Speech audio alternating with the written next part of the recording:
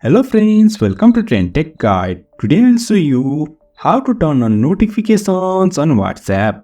So if you are new to our channel, don't forget to subscribe. So let's start. First of all, you can see I'm here in my mobile phone. Now I'll tap on this WhatsApp. And now to turn on notifications, on the top you'll find these three dots. Tap on this and go to settings. Over here to turn on notification, you can find these notifications over here. Tap on this and after that you can see here is conversation tones.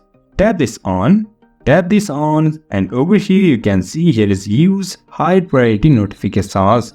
Tap this on reaction notification. Tap this on and also on this group you can find here is pop-up notification. Tap on this pop-up notification and tap on this always show pop-ups. And also scroll down and over here you'll find use high priority notifications. Turn this on. Also here is reaction notification. Turn this on and also scroll up and over here you'll find this message. Here is pop-up notification. Tap on this and it is already selected always show pop-ups. Now if you turn this all on, you'll get notifications on WhatsApp.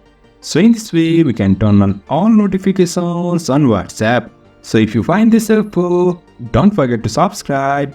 Have a good time.